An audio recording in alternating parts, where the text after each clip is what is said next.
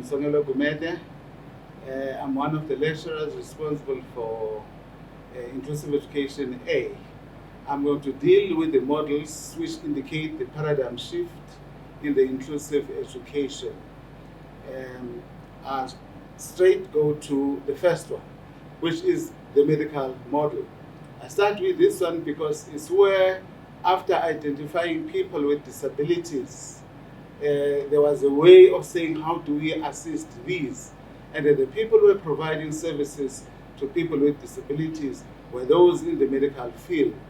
So in the medical field, then they decided to locate this disability within the individual.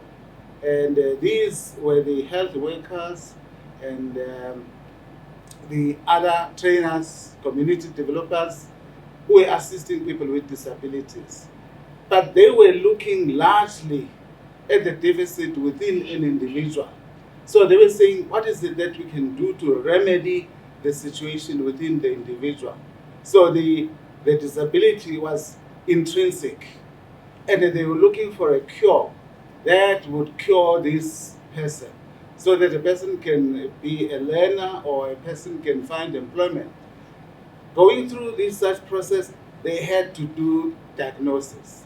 That the diagnosis would indicate to them and say, oh, this is a person with this kind of observable attribute, which could be visual impairment, which could be hearing impairment or intellectual impairment. And that kind of disability was then facilitating the placement in terms of which school to go. Because there were schools for the blind, then based on this medical model, there were schools for those physically impaired learners based on this diagnosis. So special schools were established along the line of disability that was identified. And throughout this, they thought the problem was within the learner or the individual. They did not look at the other extrinsic factors which were discussed here earlier. Issues like society, issues like economy, issues like the attitude of people, issues like lack of resources, and issues like lack of services that were not available. Also, the curriculum, that it was inflexible. It was not accommodating diversity, in other words, learners with different needs. Teachers in the schools also were not trained, which was a problem. So this they did not consider. So the medical model largely was locating the issue of disability or deficit within an individual in order to bring about a cure. But then in the early 1960s, there was this move by some guys like Oliver Twist, who started to say, but let us look at other factors when we want to deal with issues of disability. Society itself. Society is number one that is disabling people. They started to say, when you look at society, it is the society that is disabling people because it is constructing disability instead of providing what is required within society so that a person with disability can be able to navigate, manipulate the circumstances, negotiate the circumstances with a particular assistance by removing all that is considered to be an obstacle within society. You are creating inclusivity, you are creating inclusion. You do not locate the disability within an individual. That was the move. From that move, we got the third one, this Bron van Brenner, in the 1970s, followed the same idea, but then he was locating the issue not only within the circumstances, but he was saying the the whole environment, the ecosystem, the ecological environment of a learner is very important. In other words, the entire context wherein a child forms a relationship is extremely important for his own development. In that way, then he decided to come up with a model that has 4 stages. Then the first stage was the micro.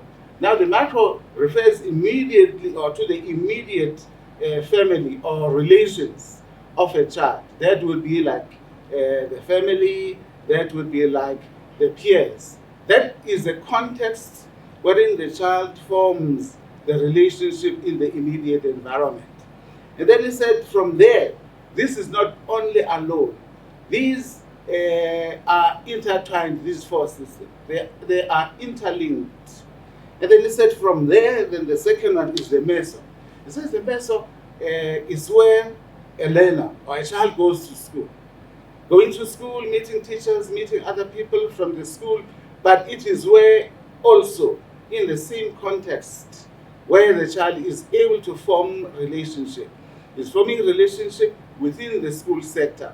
Now there are 2 systems. The one which is the micro at home, and then there is the second one which is the meso, where the child is interacting within the particular context. And then the third one is the exo. So this one is where the child is not directly linked in terms of relating within a particular context, as indicated in the 2 previous ones. So here we refer to issues like services. We refer to issues like the education system, where they're being provided for a learner without being part of that. That's the exo. And then the last, which this guy said, is the macro.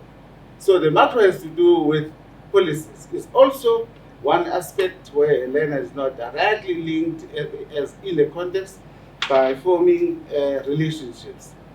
So in the macro, policies are formulated looking at the values, looking at all the skills that are being required to be put in a policy, like we have Education White Paper 6.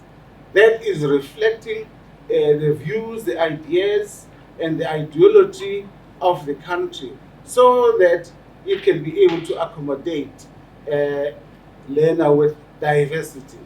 So we see these 3 models that they indicate different approaches as paradigm in trying to address the issue of inclusivity for learners with disability. Thank you.